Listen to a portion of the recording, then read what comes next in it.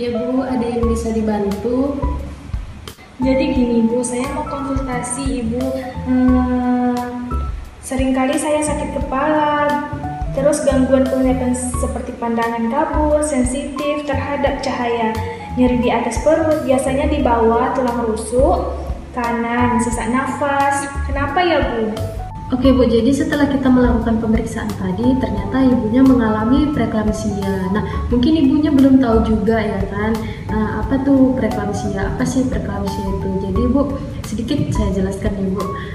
Jadi preeklamsia sendiri itu adalah komplikasi kehamilan ya, yang biasanya ditandai dengan tekanan darah tinggi atau hipertensi gitu ya Bu. Nah, biasanya juga ada terjadi kerusakan pada organ lain seperti ginjal gitu.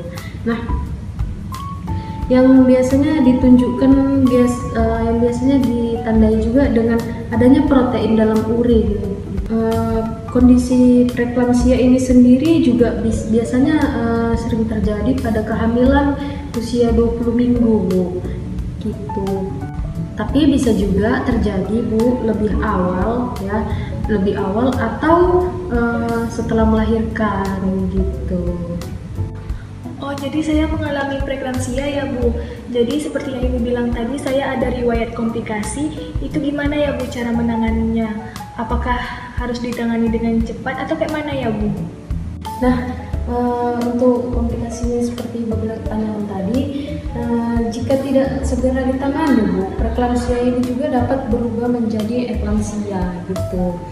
Nah, yang biasanya ditandai dengan kejang dan biasanya juga berpotensi mengancam nyawa ibu dan bayi.